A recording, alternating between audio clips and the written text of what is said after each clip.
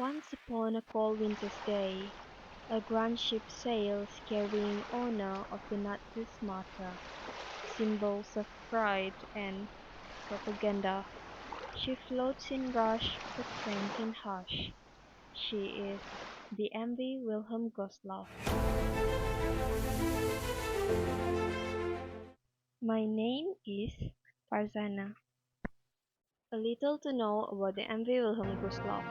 She was launched on the 5th May of 1937 and originally constructed as a cruise ship in a Nazi Germany's Kraft to freighter program, a state-run initiative under the German Labour Front.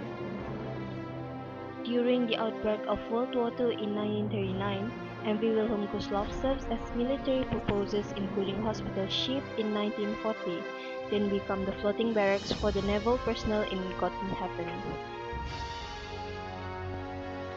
In January 1945, the ship was tasked with evacuating German military personnel and civilians from East Prussia and the Baltic states as the Red Army advanced. Boarding of passengers was in order starting from the U-boat officers and crew, members of the Women's Naval Auxiliary and wounded soldiers. They were followed by the refugees who have money and connections, then by the refugees who were not in manifesto. There were over 10,000 passengers, not only German but also citizens from countries Hitler had invaded. There were Prussians, Lithuanians, Latvians, Polish, Estonians, and Croatians.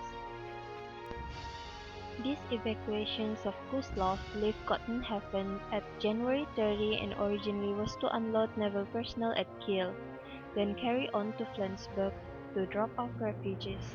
Unfortunately, while hoping to flee from the Soviet forces, they were caught between rocks and a hard place. The S-13 leads by Alexander Marinesko began striking the ship around 7 to 8 p.m.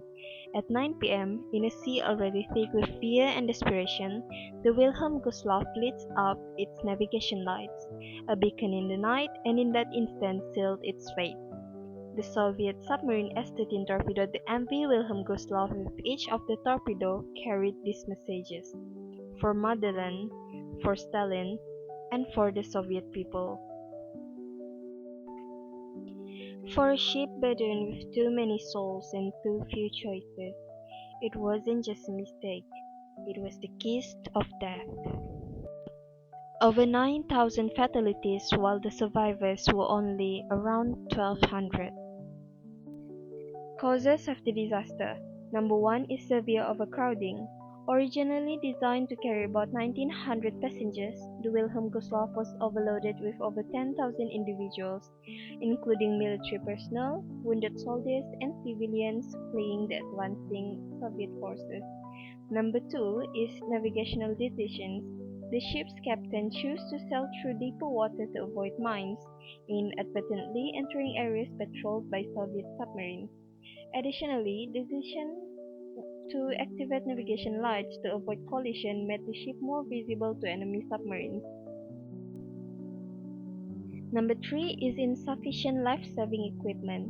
Due to the overcrowding, there were not enough lifeboats or life jackets for all passengers.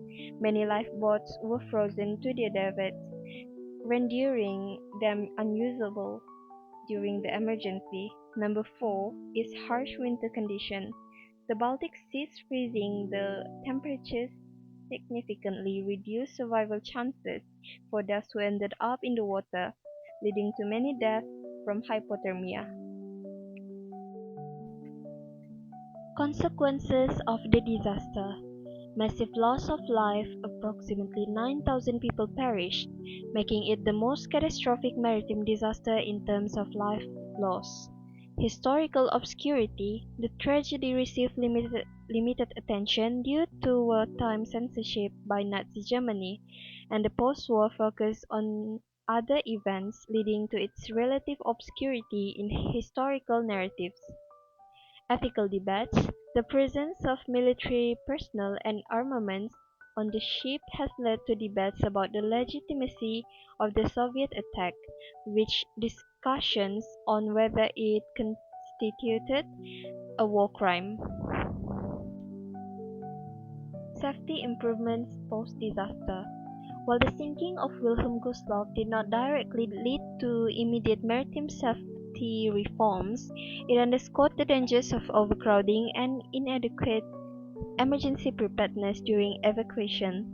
The disaster highlighted the need for strict adherence to ship capacity limits, ensuring that vessels do not exceed their design passengers' capacities to maintain safety.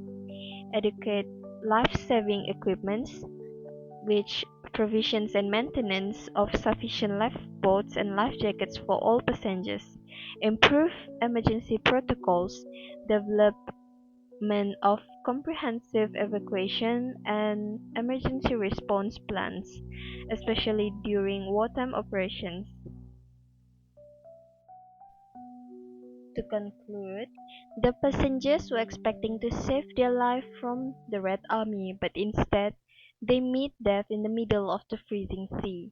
Uproaring of the end of World War II and the various war crimes Nazi had performed, most refused to call Germans as the victim, thus concealed their tragic end.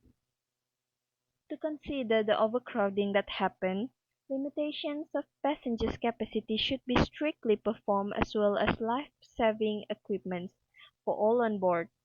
Better evacuations, planning and drills, also technological navigation systems and radar.